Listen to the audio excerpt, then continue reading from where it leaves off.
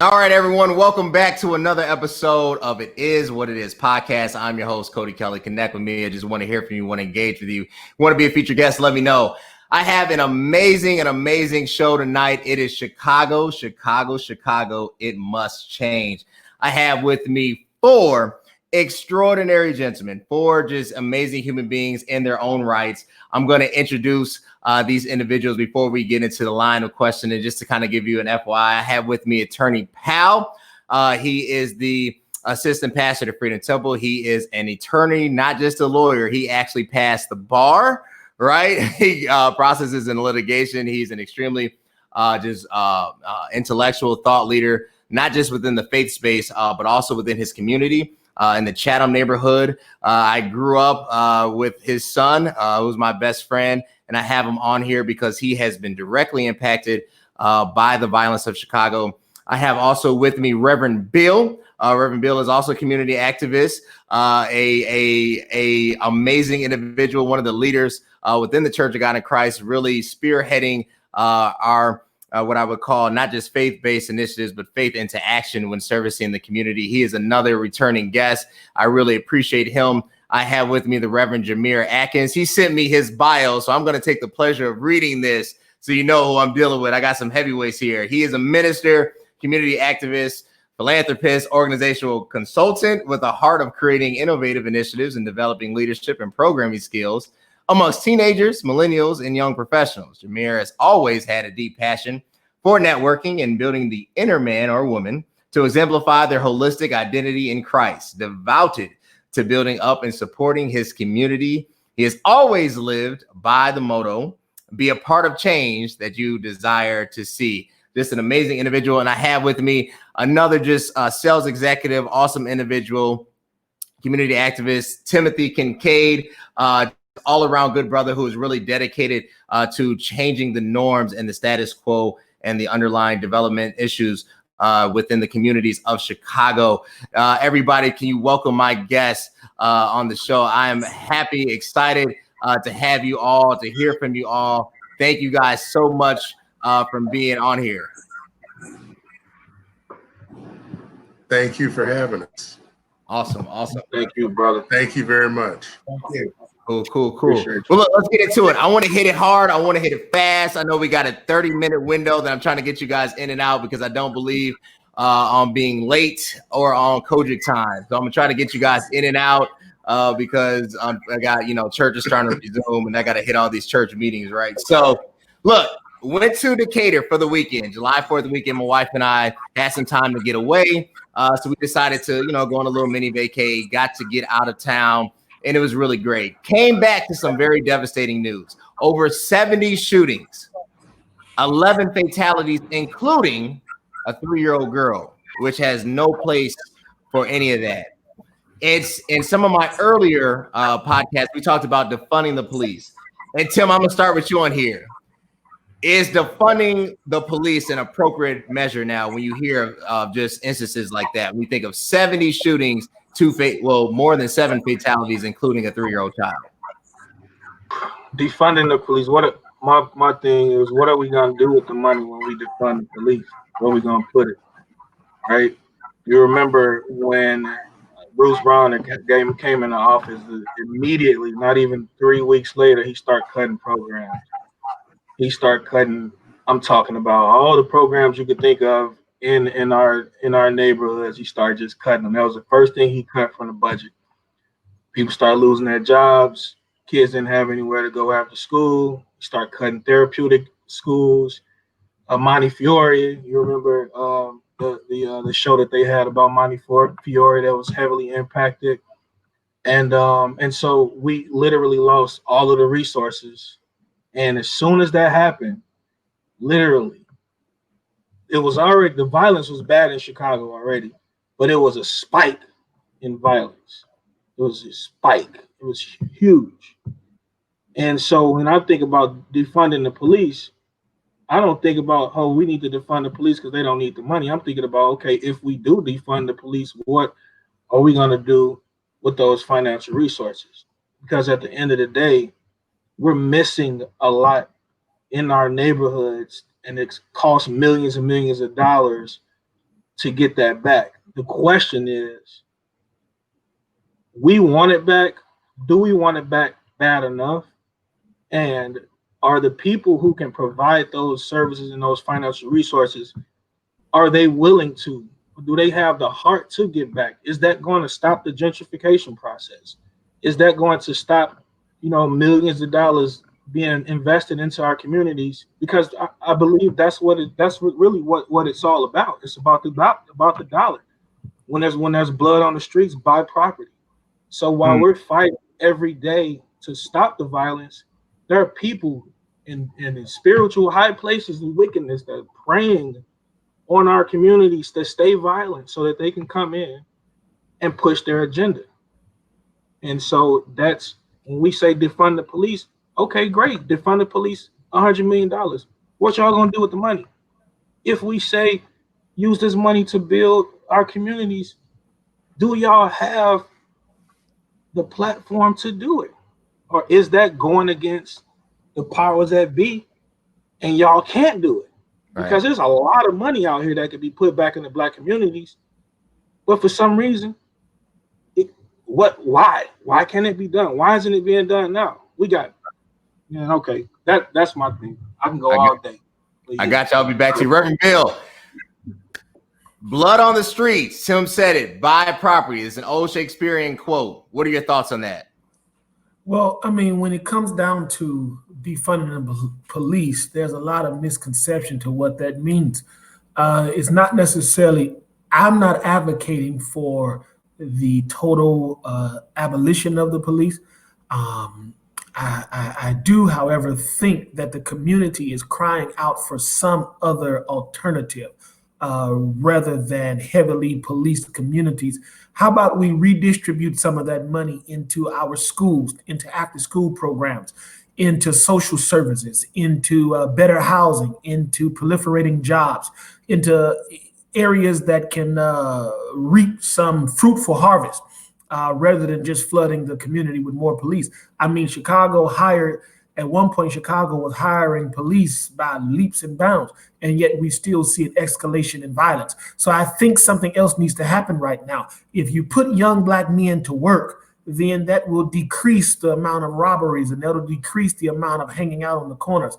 If you create better housing projects then and provide more activities in the schools, then you have an alternative to stacking people up on top of each other, leading to the self-destruction of the people. So if you stop gentrification and stop pushing people out of their communities, and begin to invest into services within the community, I think this will bring the decrease in violence that we see, because we are grieved. I'm personally grieved with what's happening in Chicago right now, but I'm just saying that there needs to be some other alternative rather than pushing more police into the community. Jameer, what is that alternative? Is it defunding? What is that? When you look at the Chicago violence, what is the answer? Because obviously it's not more police, but you can't say it's less police. What's the answer? I kind of agree with Reverend Beal to a degree. I think that defunding is needed. I think to a degree, and that defund needs to not so much defund it, but reallocation.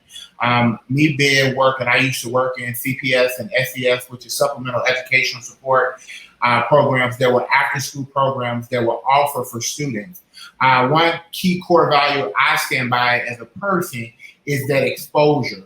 So if you expose a kid or you expose someone to something better, it will more than likely allow that person to do better. And so I definitely believe that there needs some reallocation. I believe that do we want to completely take the whole gamut away? No. But hiring 700 police to come in on the 4th of July weekend, when we see that it is a psychological and a sociological component to it that we're not looking at, we have to educate our Black boys and girls, but the only way we can do that is to have access. And I think that's a major point, that we don't have the access to the equitable resources that we need in our community. In fact, when the looting happened in the city of Chicago, of course it was a disservice, but me and my God consciousness was more so looking at, but there were people who had not got a paycheck in a month or 2 months. There were people who were already at a disadvantage going into opportunity. So maybe, and I don't think it was people of the African American descent that were African descent that were actually breaking in some of these places. There were people that were put in this community to do this. But if we see an opportunity, we're already at a disadvantage and we're behind the 8 ball, then that gave us more probability to go in. And really, the people that we're hiring, if it came out with Congressman Bobby Rush and his ward, the police were sitting and relaxing in his office. So we're hiring people not to really police. There are people who are taking advantage of a system that is not properly looked at, it's not properly assessed. And me being a sales professional, I'm all about metrics. So where's the performance? We have to justify for what we're putting out, and we need more accountability in police reform. And that's something that I'm working on currently with some state legislation, because you cannot completely get rid of it, but I agree. We need to put it in the schools. We need to put it in our community. We need community policing, because I don't know about you, but growing up, if we heard Big Mama down the street or our friend's father down the street say, hey, yeah, boy, get out of that yard and go in the house, we listen to it. And we need more of those public figures, but that's been completely taken out of our community, and we put police in that place. And if you don't have a relationship, people don't move off of just giving directive. They move off a relationship. Awesome, awesome. Attorney Powell, I want to pose the question to you because it's personal, right?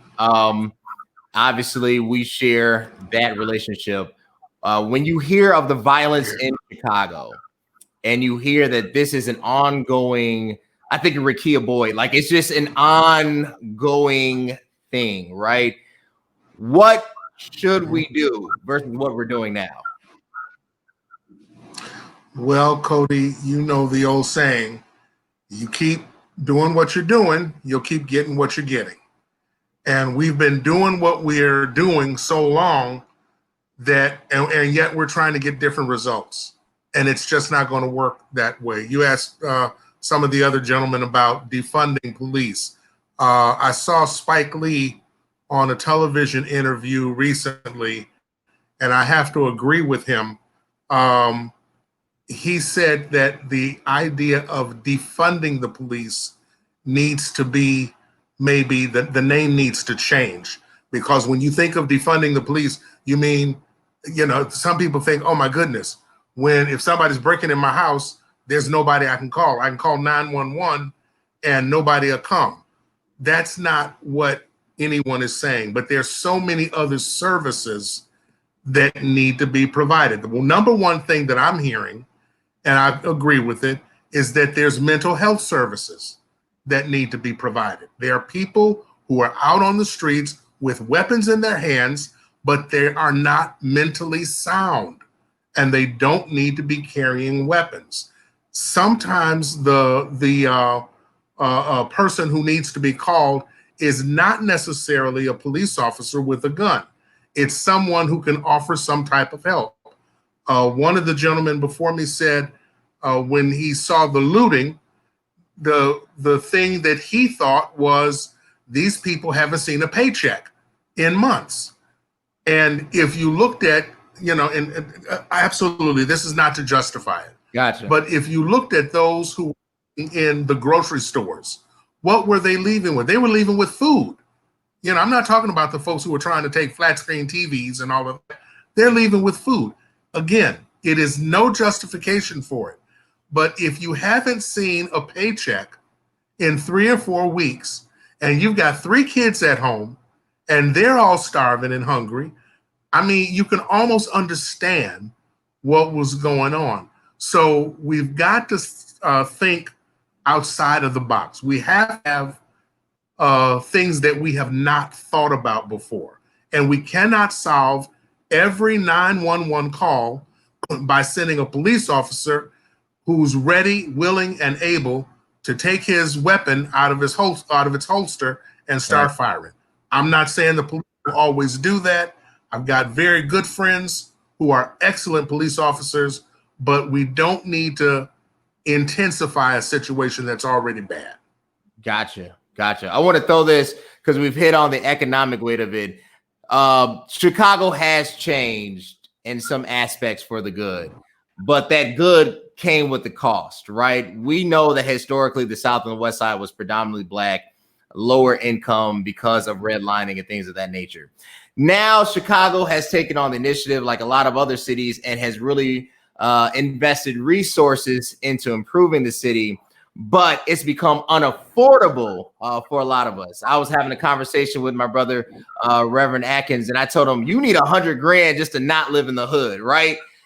Gentrification, yay, nay, why? I'll start with you, Attorney Powell, and then Jameer after you.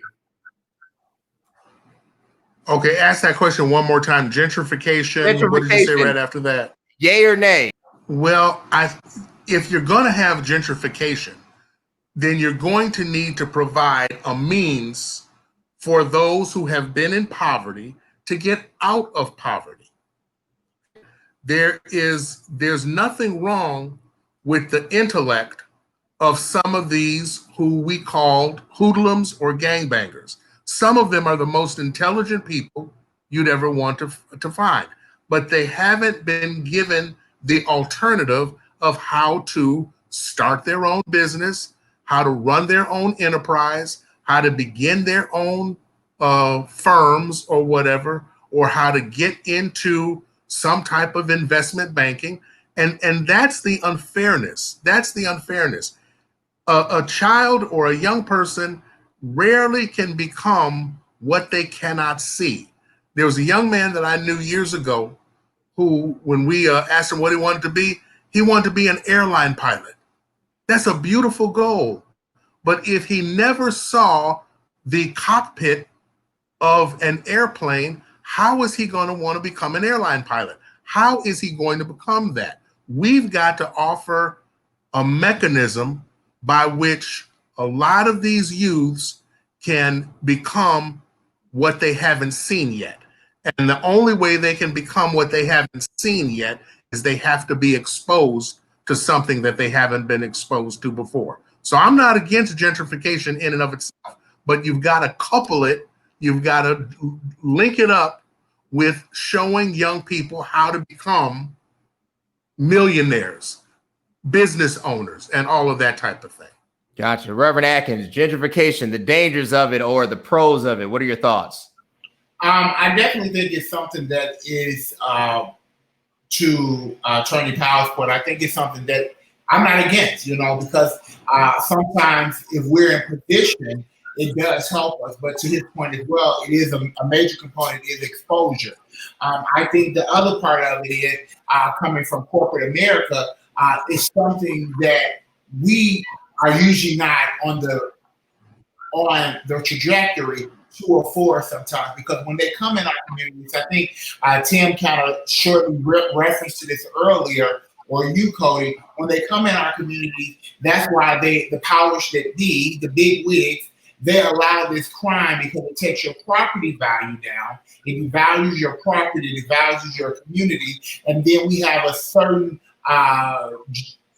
ethnic background that comes in, and when they come in, they are, because they have already had the access to equity, they're able to purchase the property that we grew up in, the property that we lost because of foreclosure, because we were not educated. We didn't know about investing. We didn't have a will or trust when our loved ones died. We didn't understand about that you can still will and deal from the grave, even in that moment.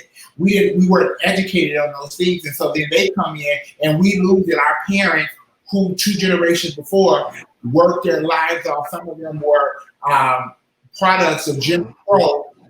When they transition, then the next thing we have to look at is we don't know how to take that investment. They took all they had, but we lose it for taxes, or we lose it because we didn't understand about good stewardship and financial and our finances. And something that I had growing up as a kid is how to balance the checkbook. How many of us in this day and era know how to balance the checkbook. We go to Chase, we go to Bank of America, we look online.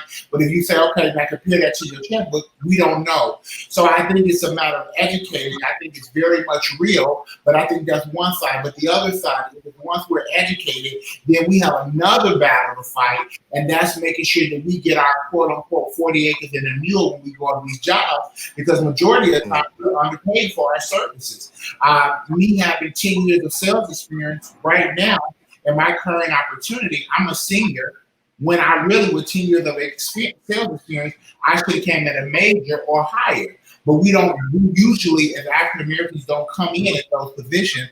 We come in at positions where we're underpaid and under-resourced, and then we fall back on what we know best is the church. But sometimes the church doesn't have the resources to educate, so then we're back in a gamble for our resources. So I think it's a thing of resource education. Resource education, Reverend Beal, your thoughts. Gentrification, basically relying on the need for resources and education. What are your thoughts? Matter of gentrification needs to back up, because gentrification does nothing to re-navigate that power back into the hands of the community citizens. What gentrification does is the government gets to come in, the city gets to come in and do what it wants to do. I think Black communities need to take a close look at a city like Atlanta, because Atlanta is pretty much owned by Black. I think we need to read some books. I think we need to do some study and some examination of even some modern day revolutionaries like Killer Mike, the rapper, or T.I., who are doing an incredible job of buying up property and building business. The community citizens need to own and operate their communities. And the community citizens need to be the one to make decisions about what businesses work best for them, what school curriculum and programming work best. And that's why we need parents to be strong with PTA again. We need parents to run for the local school council. We need the local school council to hire principals and school administration that have the best interests of the children and not climbing the ladder. We need grocery stores that reflect the needs of the community. We all the way down to the gas stations.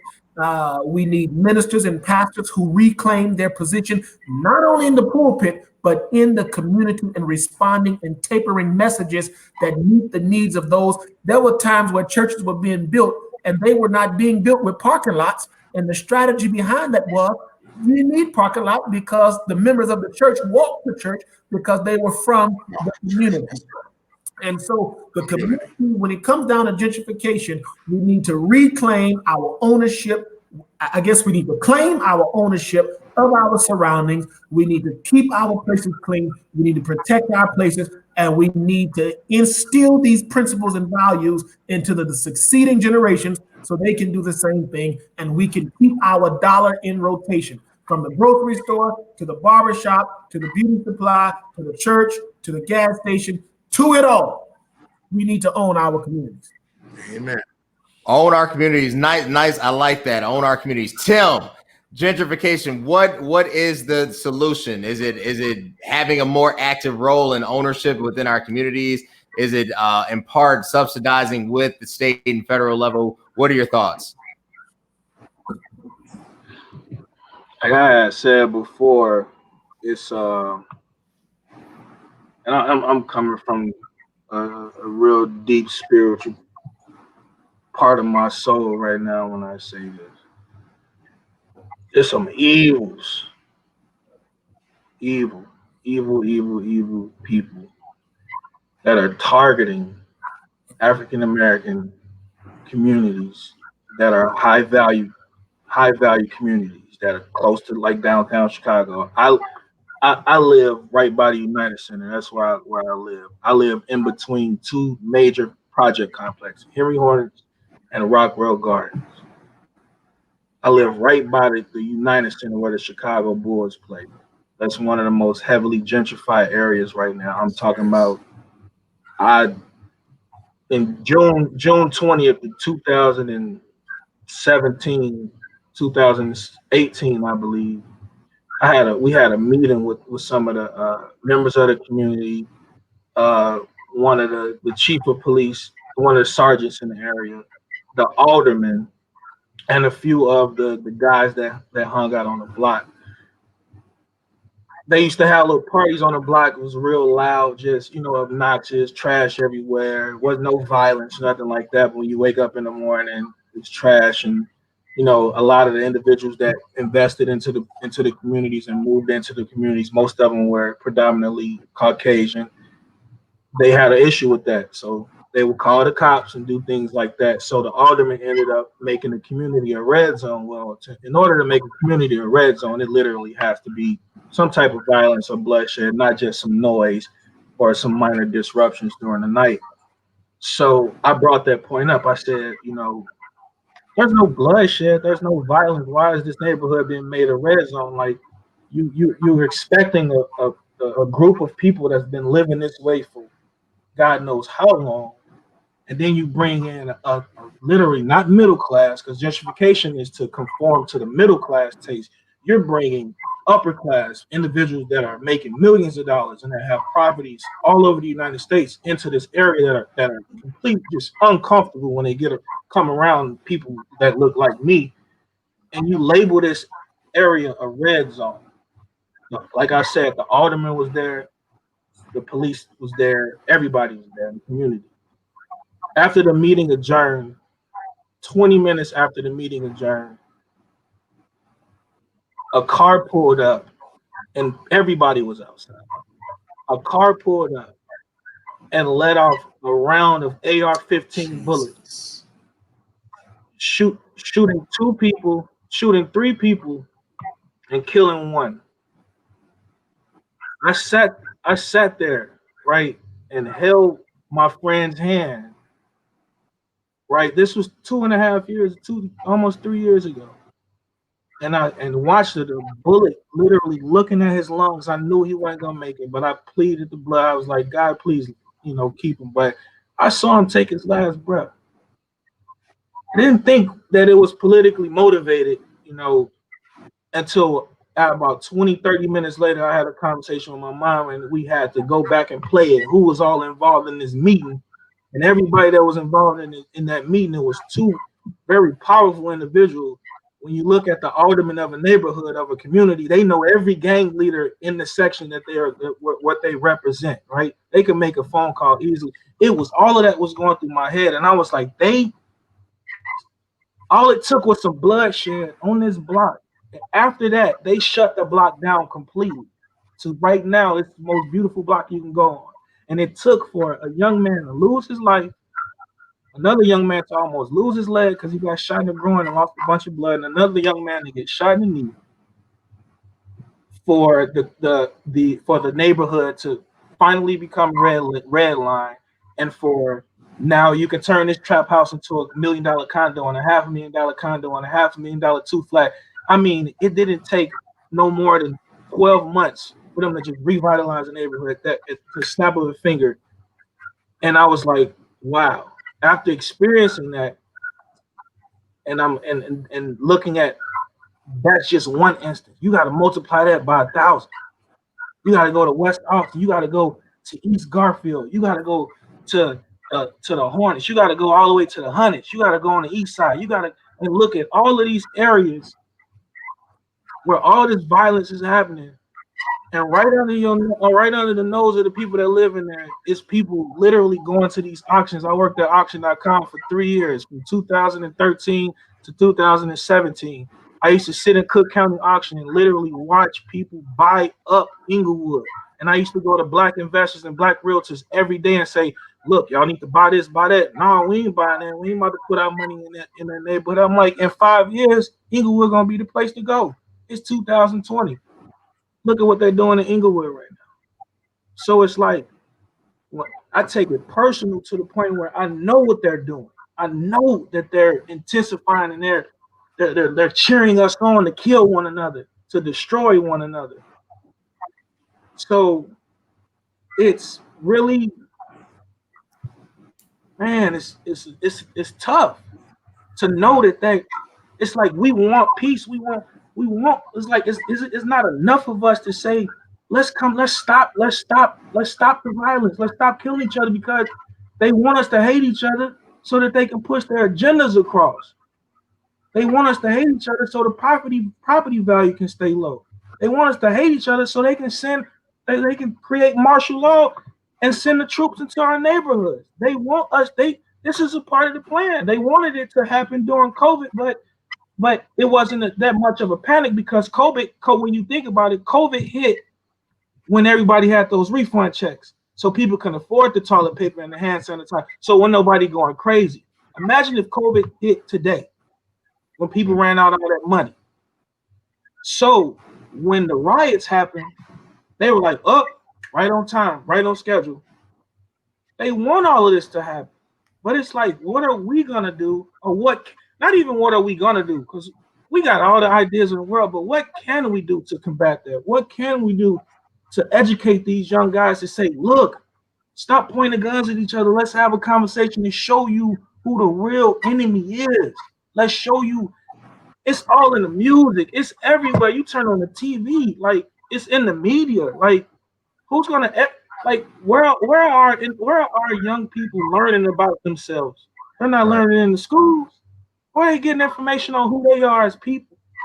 When they turn on TV, they see themselves sagging and see pants tight and they favorite rappers and they listen to the music and they get motivated by that. And then if you get an individual like me or you and we go into the neighborhood, they look at us like we crazy because we ain't got that much clout and we don't got enough zeros behind the commas in our paychecks. So it's like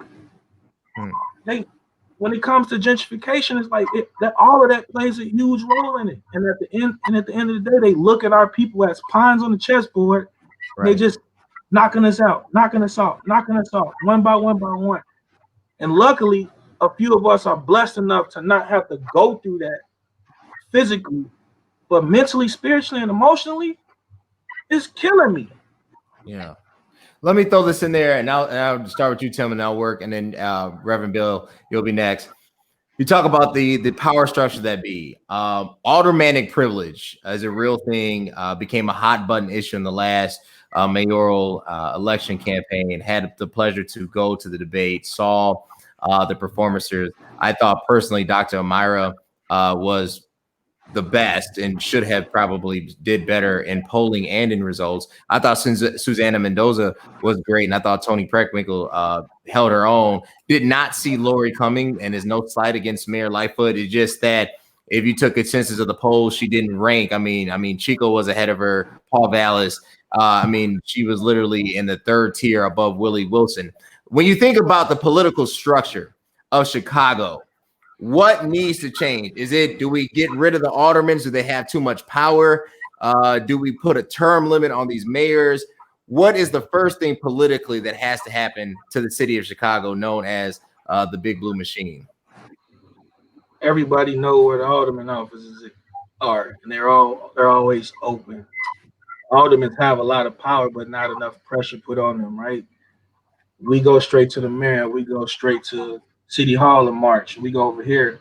Why aren't we going to the alderman's office? Why aren't we having sit downs with the alderman? And I know a lot of us are, but why isn't that being publicized? Why aren't we putting that and exposing that in the media and putting pressure on these aldermen? Like I said before, these aldermen know every gang leader of every gang in every part of the community. They know where the hottest areas are. They know where the most money is. The alderman that's in my neighborhood, this dude, he's got the area where Cabrini Greens used to be.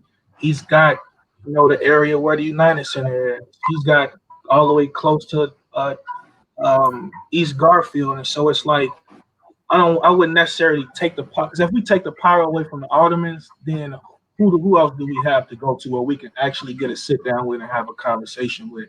I feel like we can put more pressure on the aldermen because they do have power. And if we can not necessarily get into their good grace, but put enough pressure on them where we can get these conversations going, then, we may be able to maneuver through them to get to the true and real decision makers. Right.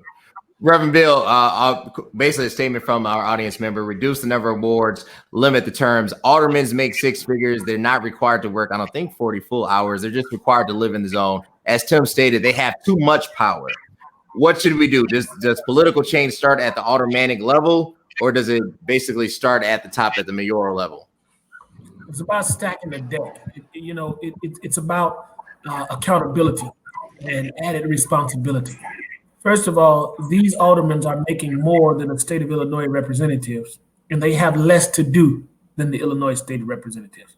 Unless something has changed with the salaries, last time I checked, they were paid higher than the state of Illinois reps. I think we've got to go back to holding them accountable. A reduction in the number of wards, great. Term limits, great. But if you're going to just continue to swap them out with people who have the same amount of the same amount of less interest in the work and in the community, then you're going to keep finding yourself with the same patterns. You're just going to be going through different people. And so I think we've got to increase the accountability. We've got to let these people know that you are not in this office for life. You are not in this office because you don't have other choices. We need better candidates. We need fresh candidates. We need young, innovative people who are informed with what the wards need in their individual respective wards. And so, yeah, for me, it's about increased accountability and increased responsibility. Increase accountability, increase responsibility, hold their feet to the fire. Reverend Atkins, aldermanic privilege, the political process of Chicago. Where do we start? I do agree that I am a strong proponent to term limits because, I mean, we live in a democratic society here in the city of Chicago. So everything right now, unless we change that process, we need to be able to put some term limits to it. I do agree with Reverend Beal in that component. But I think also as a salesperson, everything I do is metric based. Right. So I think there should be some level of accountability, some growth measurements that you put in place. Because I mean, I know from what I understand, it's $80,000 for your salary, and then they have usually an $80,000 expense account. And so that's $160,000. That's more, and especially in some of these wards that they're serving, like Inglewood, South Shore, that's more than the average income of that person in that community. So the average, so you take it and you look at that and you say, okay, $80,000 expense account. I don't know what are you doing with $80,000 on top of your salary, because that means you probably taking all of your money home and using their money to live off of. But I do think it's something that we need to. Also, I believe that there should be term limits on mayors. I don't believe that you should be able, if you're not performing, if we're not seeing the progression, you get so many tries, and then it's like you're not the good fit. It's nothing personal. It's business. We need people who are metrics driven, performance based. But I do think that we need the aldermen in the community, to Timothy's point, because we need someone to go to, because we can't go to the mayor all the time. This is the first mayor that I've seen that has been feet on the ground and approachable. But before this mayor, the Dailies, who have been historic, I mean, here in Washington was approachable. And I believe, honestly, the reason these people are approachable is because of the color of their skin. They cannot do what some of our other counterparts did.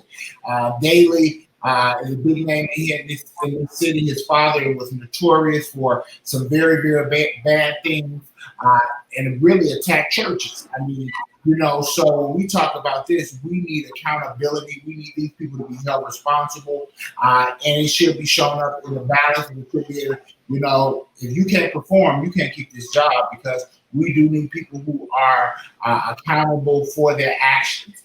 A lot of times we just say people forget. We forget and we move on. Oh, they made a mistake. But if you keep making the same mistake, you know, because the one thing the mayor does come in and say, hey, superintendent, you ain't doing your job, you fired. But who says you fired from your job? You're elected. You see what I'm saying? So they have a responsibility that they don't follow themselves. Right. Performance-based evaluations. Attorney Powell, I'm slowly becoming a fan of Mayor Lori Lightfoot. I will say I will give her extreme amount of credit. She has handled this COVID situation with the utmost professionalism, and she has really held this thing together. But to echo Reverend Atkins, she wasn't given the same playing cards that Rahm Emanuel was given, and definitely that Mayor Daley, both Daleys were given and took full advantage of. So what do we do politically? And this is the last hard question. Because I know you guys got to go, and then I'll give you a sign off. What do we do politically? Well, let me say this, and I'm looking around. I think I'm the old guy of the panel today. I remember this city, and I've lived in Chicago all my life. I remember the aldermen in the 70s and in the 80s and in the 90s. And back in those days, an alderman's ward was his own little kingdom. And he could basically do in his kingdom whatever he wanted to. The newspaper out of Washington, the Washington Post, has a saying that says truth dies in the dark. That is to say, if you never let anything out in the light, the truth will actually die. And I believe that. And I think that one of the things that we need, we can talk about accountability. Well, how are you going to make the people accountable?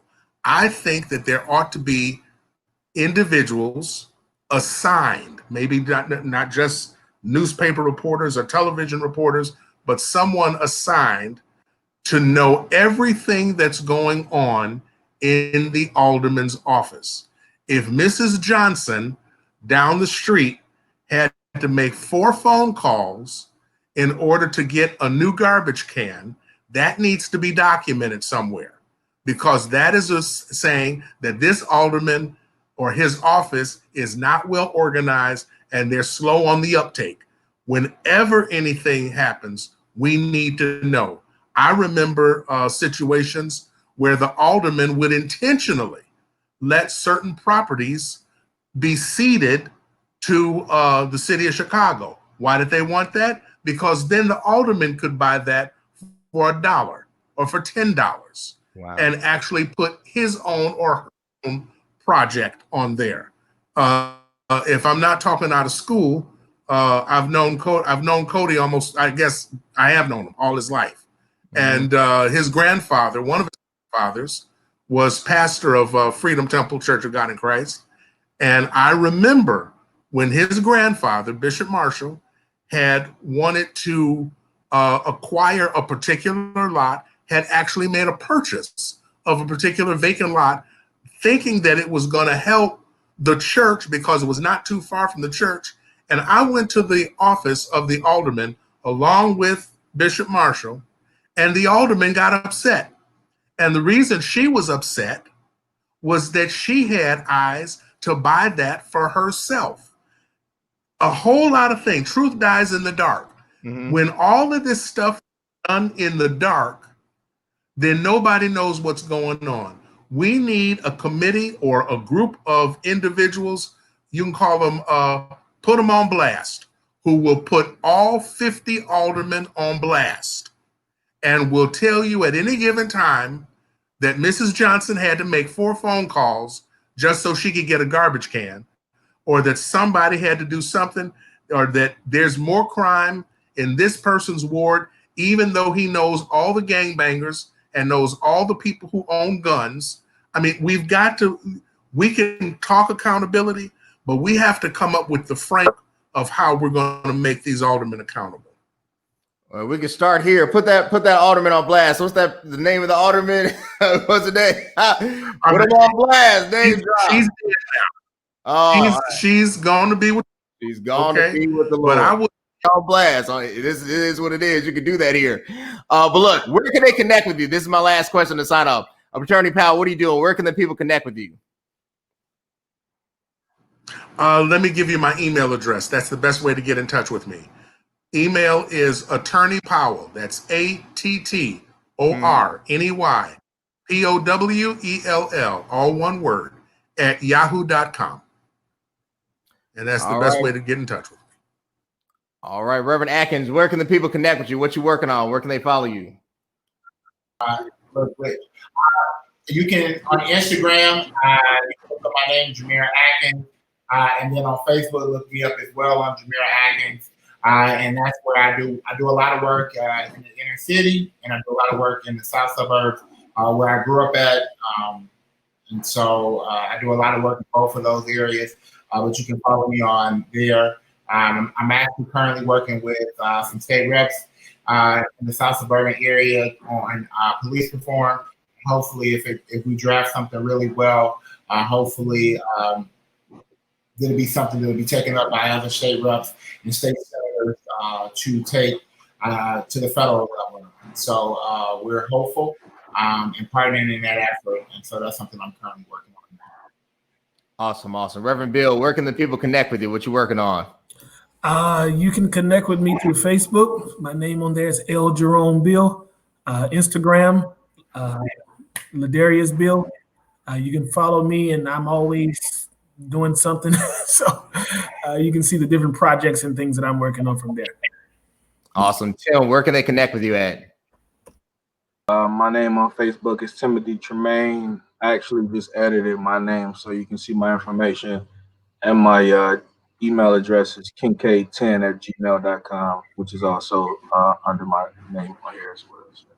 Awesome. Well, guys, look, I appreciate it once again. I appreciate these amazing gentlemen. Look, audience, connect with these guys. These are leaders in the Chicago community. They live in Chicago. They're not just, doing episodes of The Chi and not living here. These are actually living human beings that are embodied in no offense. It's just, if you don't live here, I'm just saying, I don't want to, but these are real life individuals, real life people that are really doing great things. Connect with them. It's been an amazing episode of It Is What It Is podcast. Tomorrow, where do we go from here? From a national standpoint, political, we have guests Malik Abdul, GOP leading strategist, Democrat leading strategist Zoe Kador, and returning guest, Attorney Powell. But until next time, I'll talk to you guys. Bye.